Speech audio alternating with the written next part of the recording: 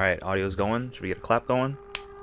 So the Weeknd just casually hit 100 million monthly listeners on Spotify. Something light, you know, it's no biggie. A couple weeks ago, I posted a video diving into the Weeknd's complete discography, and that was a really fun video for me to make. You should definitely go check that out if you haven't seen it yet. Prior to this, I had never really ever listened to his stuff, but ever since he's stayed in my music rotation, and I'm honestly becoming an XO, which I actually just found out stands for ecstasy and oxycontin. I thought it meant hugs and kisses, cause, you know, there's a little heart, but that's besides the point. You guys know what happens every time I obsess over a new artist, right? It's rabbit hole time, baby. But before we dive in, if you like this video, a sub would be oh so appreciated, but only if you like my videos, you know? I don't need any pity subs. I mean, if you're giving those out, I'll take them, but I don't need them. Alright, with that out of the way, let's dive in.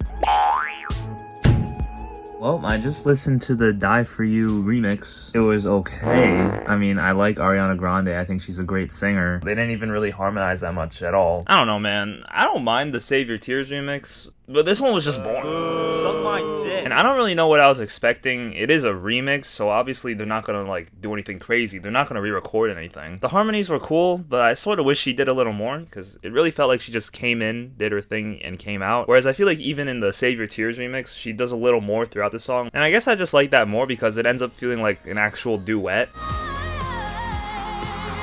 This one kind of just felt like a TikTok open verse challenge, but I mean, it's not like it matters. It broke the record for most streams on release of a remix ever. This guy on Ariana's TikTok fucking loved it, so I guess I should just bite my tongue. Ow, God. Also, before we get into anything else, I want to address the baby elephant in the room. That is the Weeknd's American Dad song. I know it's old news. It came out like 2 years ago, and people probably don't even think it's that funny anymore. But that shit's gas! It just has no business being that good. Supermodels, they were all fake, 'cause I never... First things first, I had the time to re-listen to Kissland, and I just want to retract what I said about it from the last video. After spending more time on it, I can conclude that I was just wrong. I said that the album doesn't have a set identity, but it does. It just went over my head. I don't want to dive into it too much because it's really convoluted and honestly probably deserves its own video, but it's set in Tokyo, and it follows the Weeknd as he's thrusted into his new life with the success of his career, going from not leaving his hometown ever in his entire life to traveling all over the place. So I definitely see the appeal of that album a lot more now, but I still like the other ones better. I'm sorry. I know that one of my biggest issues with my complete discography series is that I'll end up missing a lot of these things because I only listen to every album once, but that's not really the point of those videos. The point is to consume everything an artist brings to the table and give my first impressions as a new listener. But by all means, keep correcting me when I'm wrong, because I gotta learn somehow. As I've been re-listening to some of the other albums the past few weeks, I ended up liking Dawn FM a lot more, and Starboy a little bit less. Dawn FM has really fantastic production, honestly probably the cleanest sounding production out of all of his projects, and I just end up appreciating the interludes and the overarching narrative of the album a little more with every listen. And as for Starboy, it was definitely really fun on my first listen, but it's just not nearly as deep as any of his other albums. But it's a great sounding album. It really all depends on what you're looking for. I just personally enjoy the melodies and more complex themes of these two albums. This looks so dumb. Look like I'm about to go fishing. So the Weeknd released a concert movie on HBO Max this past Friday. I know, right? Perfect timing. I'm not gonna disclose whether that was on purpose or not, but obviously I decided to watch it. Okay, so this shit is like actually like cinematic. So we're turning off the lights. Ooh. Yo, this song is fire, bro. Oh my god. I also revisited his Super Bowl performance after not having seen it since the actual Super Bowl 55, I think it was, and I gotta say, it is so much better when you actually know the songs he's singing. Good energy, great live vocals, but I was honestly most surprised by the set builds for both the Super Bowl performance and the concert. Like, that shit looks so cool. Just like his music, each of these are huge productions and sort of spectacles, and I wish I could have seen him on this tour, man, but I just had to start listening to his music so late. You idiot.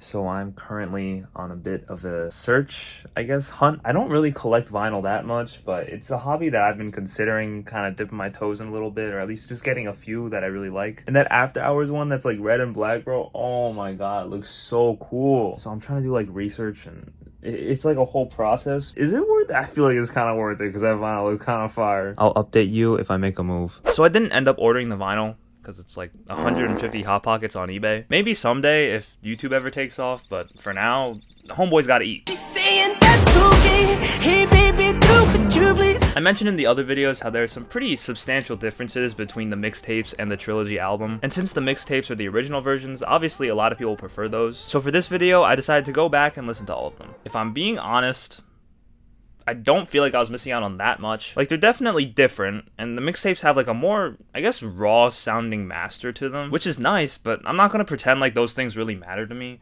I'm not one of those big music nerds. Not yet, at least. Here are my top 3 favorite songs from each of the mixtapes. My favorite one was definitely Thursday, but they all have pretty similar vibes. The intro to Life of the Party, though, is actually crazy.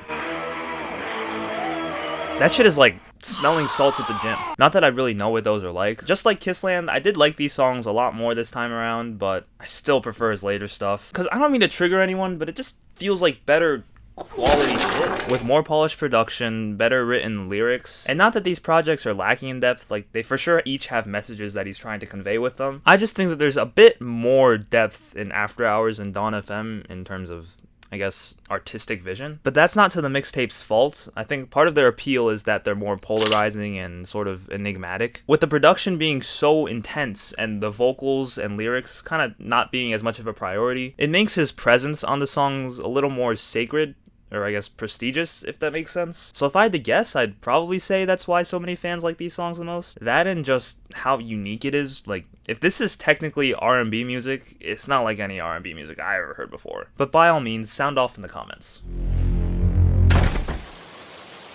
After Hours is my favorite of the Weeknd's albums. Aside from having great composition and a use of 80s inspiration that doesn't feel campy, I think it finds the perfect balance of genuine emotional content and commercial appeal, and I love it. And I definitely knew he did the plastic surgery and the bandages stuff, but I just didn't really know why. So I did my research, and after reading some articles, watching After Hours music videos, and videos talking about After Hours, I think I get it.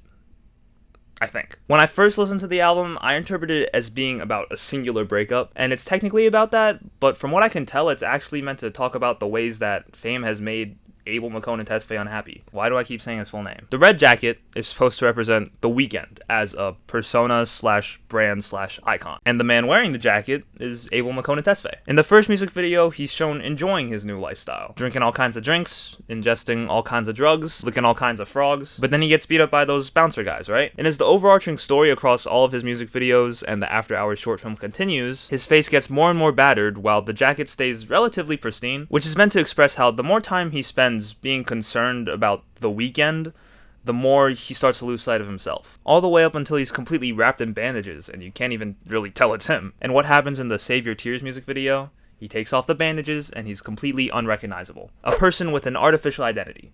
An identity built off the societal expectations for The Weeknd. And going back to the whole breakup thing, it could be in reference to an actual girl that he left behind for fame, or just another metaphor for his old life. Something he wanted to escape in chase of fame and fortune, but after attaining it, he's clearly unhappy with the person he's become and wants things to go back to how they were. Las Vegas is the setting of all the music videos and contributes a lot to the album's aesthetic as well. And I personally feel like that choice is to connect to the emptiness that Abel feels. Vegas is one of those places that promises a lot and delivers on those promises when you first get there. Maybe you win a few hands, get a fucking Yahtzee. I don't really go to casinos, but the longer you're in that world, the more it can engulf you and also deteriorate not just your mental health, but your overall well-being. And the same could probably be said about fame. As is the case with all genuine art, there are plenty of different ways you can interpret it. For me personally, making that connection to heartbreak is what helped me develop a really strong connection to the songs, but I also really appreciate everything that The Weeknd is trying to say with this album. Another thing I love about this whole thing is that you don't need the context. Like, the extra stories are there, but you can enjoy the album without knowing any of it, which is probably how it's been able to see so much commercial success.